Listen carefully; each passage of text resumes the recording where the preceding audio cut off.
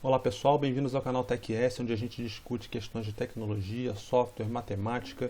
E essa semana, num grupo do Facebook, o grupo de Física e Matemática, um colega nosso, o Vitor Crestani, que eu quero dar os parabéns até, aluno do segundo grau, que está buscando aí conhecimento nessa área de circuitos, né, de circuitos elétricos, e ele propôs um problema lá que ele quer carregar.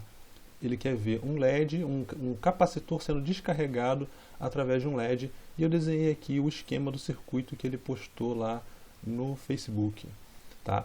E então, a dúvida dele é por que não está acontecendo de quando ele desliga essa bateria, né, quando ele solta essa bateria, por que o LED não está ficando um tempo aceso até que o capacitor se descarregue. Então, vamos tentar explicar aí por que isso está acontecendo. Bom, número 1, o que está acontecendo aqui? Nós temos uma bateria, segundo o que ele colocou lá, de 9 volts e o capacitor de 16 volts. Tá? Não tem problema isso, tá? A questão é, o capacitor tem uma capacidade, né? Tem uma tensão máxima de 16 volts, eu não posso ultrapassar essa tensão de 16, mas se eu carregar com uma fonte de 9 volts, ele vai carregar até 9 volts e vai parar. Não é problema nenhum isso, tá? Então eu tenho dois resistores aqui que eu realmente não parei para prestar atenção nos valores. Eu tenho R1 e R2 e aqui eu tenho o LED, tá? Supondo que está tudo conectado corretamente, e é isso que nós vamos falar aqui, tá? O primeiro ponto é, como é um capacitor eletrolítico, ele tem que ter a polaridade correta. Então o positivo do capacitor tem que estar ligado no positivo da fonte, como está aqui, e o negativo no negativo. Então esse é o primeiro ponto que tem que ser verificado. Outro ponto que tem que ser verificado é o seguinte: o anodo do LED tem que estar conectado no positivo da fonte e no positivo do capacitor, porque o LED ele só faz corrente passar neste sentido. Então a corrente tem que passar nesse sentido. Ao contrário, o LED, que é um diodo, ele bloqueia e aí eu não tenho corrente, então o LED também não acende. Bom, aí o que o Vitor está fazendo?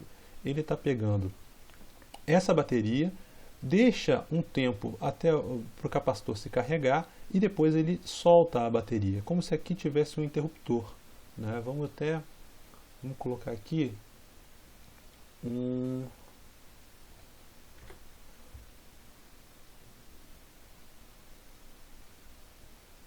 colocar aqui um switch.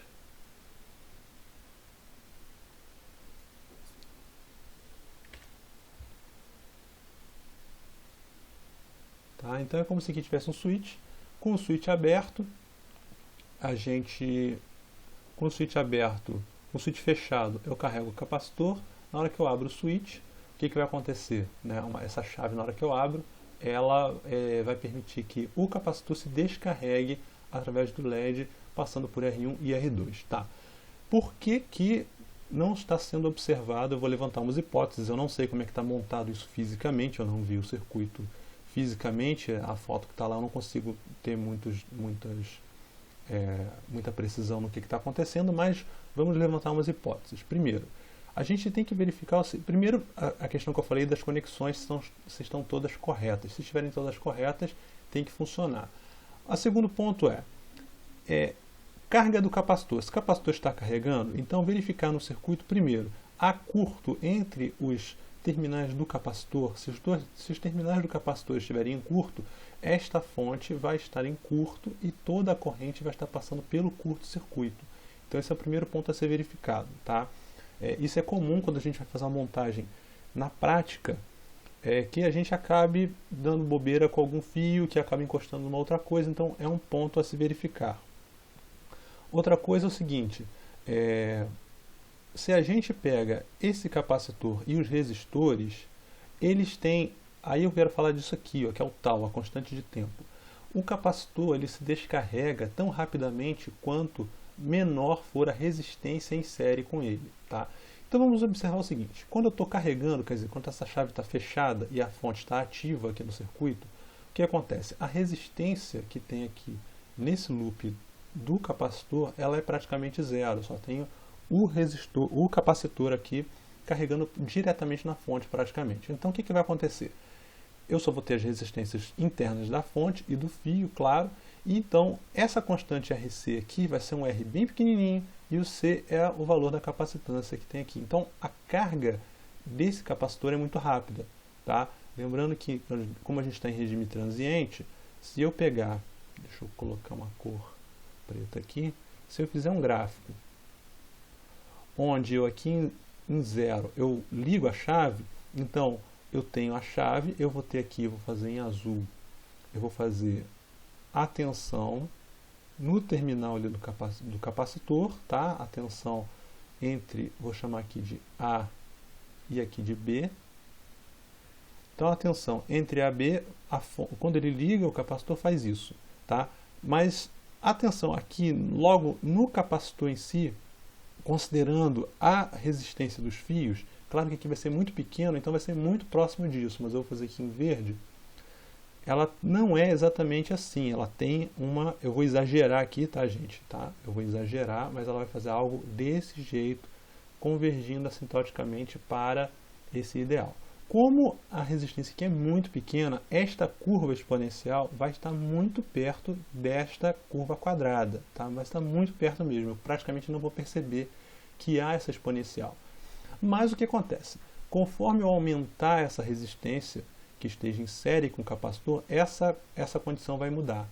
Então o que acontece? Na hora que eu abrir a chave, o que acontece? Eu tirei a fonte do circuito, e o que está acontecendo é que agora o capacitor tem a possibilidade de descarregar pelas resistências através do LED, fazendo com que o LED fique aceso por um tempo.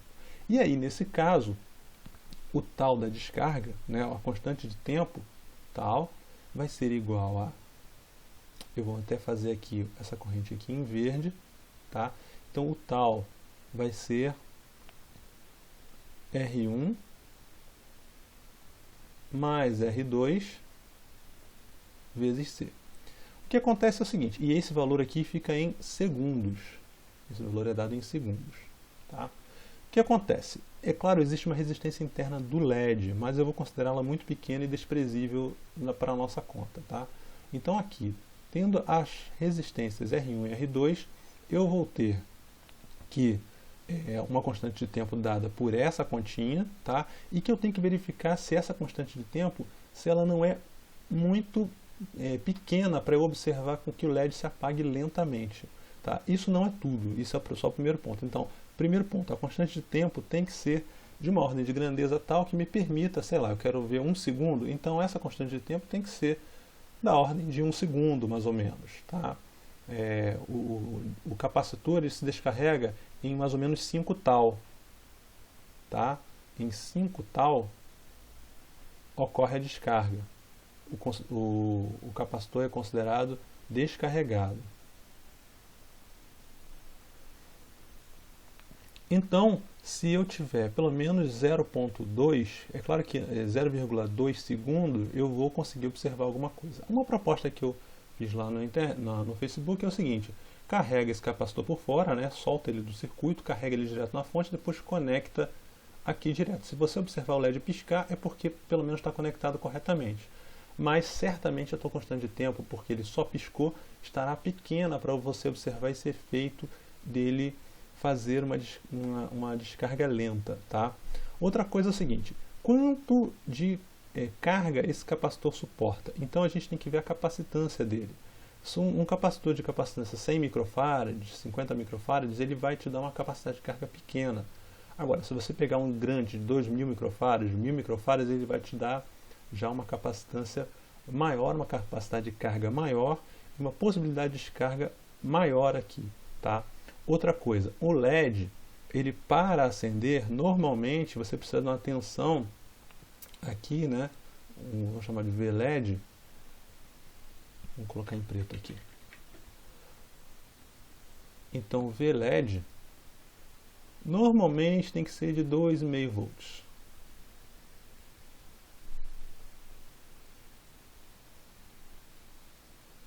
Isso para ele acender. Então você tem que fazer uma continha aqui, usar a lei de Ohm, né, para ver se a tensão, os 9 volts que você armazenou aqui no capacitor, tá, dividido entre o resistor, o LED e o outro resistor, né, fazer um cálculozinho de corrente, se essa tensão no LED está acima ou abaixo de 2,5 volts. Se tiver acima, ele vai acender. Se estiver ligeiramente aqui perto de 2,5 e acima, ele vai acender. Se estiver muito abaixo disso, ele não vai acender, tá? Quando ele chegar um tanto para baixo, ele vai passar a não acender mais. E deixa eu ver se tem mais algum ponto aqui que a gente pode ver. Eu falei das conexões, eu falei do tempo do tempo de carga, ou seja, a carga, se você reparar, ela é praticamente instantânea porque não tem resistência, e a descarga, como ocorre através dos resistores, será lenta. Claro que se esses resistores forem grandes demais, a maior parte da tensão vai ficar neles, a corrente será pequena, o LED não vai acender. O capacitor ainda vai se descarregar muito devagar, tá? Porque você vai colocar resistores grandes, mas se eles forem muito grandes, apesar dessa descarga ser devagar, ser lenta, o que vai acontecer? Não haverá corrente suficiente para o LED acender. Então há um equilíbrio aí, tem que ser feito conta para ver se esse LED vai conseguir ser aceso por um tempo grande. Então, se você observar a descarga, se a curva de carga está assim, eu exagerando a curva de descarga, ela vai ser algo desse jeito. Ela vai ser algo desse jeito aqui, tá? Bem mais lenta a curva de descarga. Opa, eu fiz aqui. A curva de descarga vai ser uma exponencial bem mais lenta, tendendo a chegar no zero, tá? Então, enquanto ele carrega muito rápido, ele descarrega lentamente por causa desses resistores, tá? Aqui, falar de impedância desse capacitor, ele na verdade, se eu falar de impedância, reatância, né? Reatância é aplicada em regime permanente, é 1/2πfc, tá? No caso, a gente está trabalhando em regime transiente, não faz muito sentido a gente falar em reatância em regime transiente, porque a gente não está preocupado em ver o comportamento de impedir a passagem de uma corrente alternada aqui, porque não há corrente alternada, existe um degrau de tensão e aqui uma carga ou descarga do capacitor. E aí o que faz muito mais sentido é a resolução das equações diferenciais de malha aqui, tá? Eu acho que tem muita gente que ainda não estudou cálculo, então eu não vou colocar aqui as equações diferenciais nesse vídeo, mas a gente pode depois elaborar. Se o pessoal gostar, a gente pode até elaborar melhor essa solução com detalhes para quem quiser. Bom, pessoal, eu acho que está de bom tamanho aqui a explicação. Se vocês tiverem dúvidas, podem perguntar aqui nos comentários. Se vocês gostarem do vídeo, curtam aqui no Facebook, no YouTube. E muito obrigado pela presença. Um abraço para vocês.